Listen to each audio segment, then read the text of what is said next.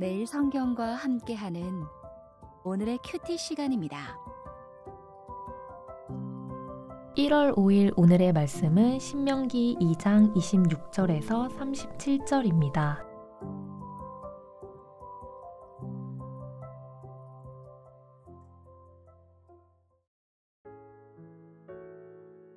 내가 그대못 광야에서 헤스본 왕 시온에게 사자를 보내어 평화의 말로 이르기를 나를 내 땅으로 통과하게 하라. 내가 큰 길로만 행하고 좌로나 우로나 치우치지 아니하리라. 너는 돈을 받고 양식을 팔아 내가 먹게 하고 돈을 받고 물을 주어 내가 마시게 하라. 나는 걸어서 지날 뿐인즉 세일에 거주하는 에서 자손과 아르에 거주하는 모압 사람이 내게 행한 것 같이 하라.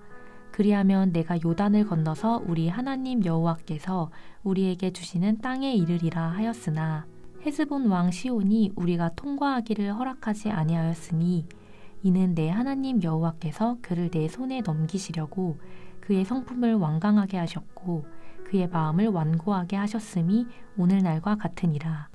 그때에 여호와께서 내게 이르시되 내가 이제 시온과 그의 땅을 내게 넘기노니 너는 이제부터 그의 땅을 차지하여 기업으로 삼으라 하시더니 시온이 그의 모든 백성을 거느리고 나와서 우리를 대적하여 야하스에서 싸울 때에 우리 하나님 여호와께서 그를 우리에게 넘기심에 우리가 그와 그의 아들들과 그의 모든 백성을 쳤고 그때에 우리가 그의 모든 성읍을 점령하고 그의 각 성읍을 그 남녀와 유아와 함께 하나도 남기지 아니하고 진멸하였고 다만 그 가축과 성읍에서 탈취한 것은 우리의 소유로 삼았으며 우리 하나님 여호와께서 그 모든 땅을 우리에게 넘겨주심으로 아르논 골짜기 가장자리에 있는 아로엘과 골짜기 가운데에 있는 성읍으로부터 길르앗까지 우리가 모든 높은 성읍을 점령하지 못한 것이 하나도 없었으나 오직 암몬 족속의 땅 야복 강가와 산지에 있는 성읍들과 우리 하나님 여호와께서 우리가 가기를 금하신 모든 곳은 내가 가까이 하지 못하였느니라. 1월 5일 금요일 말씀은 신명기 2장 26절에서 37절까지의 말씀입니다. 오늘 본문과 내일 본문은 헤스본 왕 시혼, 바산 왕 옥과의 전투를 다루는 이야기입니다. 이 이야기는 요단 동편에서 이루어진 전쟁으로 민수기 21장에도 소개되는 내용입니다. 비록 가나안 땅에서의 전투는 아니지만 새로운 세대가 임한 첫 번째 전투에서 승리한 의미 있는 사건입니다. 이스라엘은 헤스본 왕 시온에게 먼저 평화의 말을 전했습니다. 그들의 제안은 이전 에서의 자손과 모압 사람에게 했듯이 동일합니다. 헤스본 왕의 땅을 지날 때 큰 길로만 행하고 좌로나 우로나 치우치지 않겠다고 약속합니다. 뿐만 아니라 양식과 물을 돈을 주고 살 것을 약속합니다. 그리고 자신들의 최종 행로는 분명히 말합니다. 이스라엘의 목적은 여호와께서 주시는 땅 요단 건너편이었습니다. 하지만 헤스본 왕은 이를 거절하고 모든 백성을 거느리고 나와서 이스라엘을 대적합니다. 결국 전쟁은 벌어지고 이스라엘은 승리하게 됩니다. 이 장면의 흥미로운 대목은 헤스본 왕의 마음을 표현하는 구절입니다. 38절입니다. 헤스본 왕 시온이 우리가 통과하기를 허락하지 아니하였으니 이는 내 하나님 여호와께서 그를 내 손에 넘기시려고 그의 성품을 완강하게 하셨고 그의 마음을 완고하게 하셨음이 오늘날과 같으니라 입니다. 이런 식의 표현은 구약 곳곳에 등장합니다. 하나님의 주권과 배후 섭리 가운데 역사는 움직입니다. 그러나 인간의 어리석은 선택과 죄악의 책임 역시 존재합니다. 시온 왕이 하나님의 주권의 꽃두가시가 아니었다라는 거죠. 그는 이스라엘 배후에 계신 여호와 하나님에 대한 무지 때문에 어린석은 선택을 합니다. 그 선택에 책임을 져야 했습니다. 하지만 그 일의 배후에는 분명히 하나님의 역사가 존재합니다. 성경은 이런 조화롭기 힘든 장면을 자주 보여줍니다. 이 두 가지가 지성으로 쉽게 이해되지 않지만 신앙의 영역에서는 통합될 수 있기 때문입니다. 이런 관점은 신명기가 동일한 이야기를 전하는 민수기보다 이 전쟁이 하나님의 전쟁이라는 것을 더 분명하게 알려줍니다. 그래서 이 장면은 마치 출애굽 당시의 바로를 연상케 합니다. 출애굽 과정에서 하나님은 바로의 마음을 완악하게 하셔서 누가 진정한 신인지 보여주셨습니다. 요단 동편에서의 헤스본 왕 시온에게도 비슷한 상황이 소개됩니다. 이 전쟁의 배후와 이 전쟁의 주인이 누구인지 하나님이 알려주고 계십니다.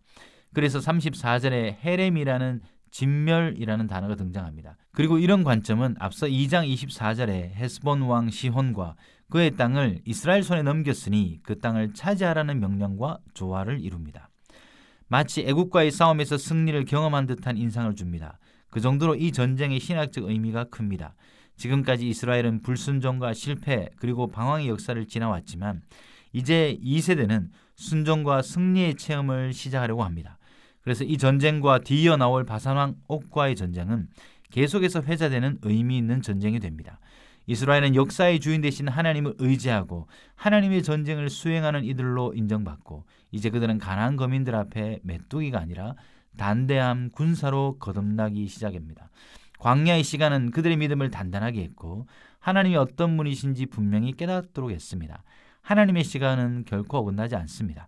40년을 돌았지만 믿음은 성장했고 이제 바로를 무력하게 하셨던 하나님이 요단 동편의 왕들을 진멸하는 데 이스라엘을 사용하십니다. 시온 왕의 성품을 완강하게 하고 마음을 완고하게 하신 하나님은 역사의 주인 되시고 오늘 우리의 삶 가운데도 개입하시는 분이십니다. 이 전쟁의 결과는 놀라운 승리였습니다. 그들은 우리 하나님 여호와께서 이 모든 땅을 넘겨주셨다라고 고백합니다. 하나님의 주권과 인간의 선택이라는 주제가 시온 왕에게 임한 심판뿐 아니라 이스라엘의 승리에도 동일하게 적용됩니다. 하나님이 분명 넘겨주셨습니다. 동시에 이스라엘의 믿음으로 그 전쟁에 임하고 승리했습니다. 이런 원리는 이스라엘의 역사 가운데 반복되고 오늘 우리 삶 가운데도 적용됩니다. 하나님은 약속하시고 주권을 행하십니다. 또한 응답은 믿음으로 반응한 자들의 또한 몫이기도 합니다. 그들은 이제 요단 동편의 자신들의 땅을 소유하게 됩니다.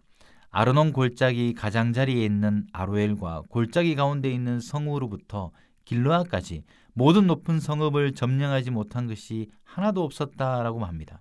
분명 높은 성에 짓눌렸던 이전 세대와 다른 모습입니다. 하나님이 함께 하신다면 넘지 못할 성이 없다는 자신감이 넘칩니다. 그러나 또한 하나님이 정해주신 한계에는 분명히 복종합니다.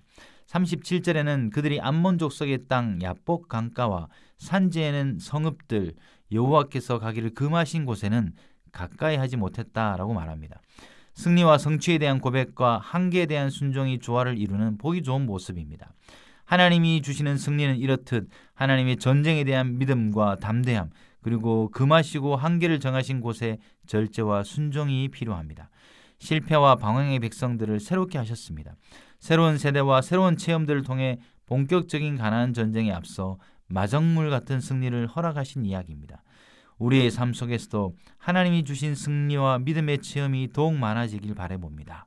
기도하겠습니다. 하나님, 이스라엘의 승리를 보면서 소망을 가집니다. 새로운 세대를 일으키셨지만 당신의 비전은 변함이 없음을 보게 됩니다. 이제 승리의 소식, 순종의 이야기가 모든 묵상의 가족들에게 넘치게 하여 주시옵소서. 예수 그리스도 이름으로 기도드립니다. 아멘.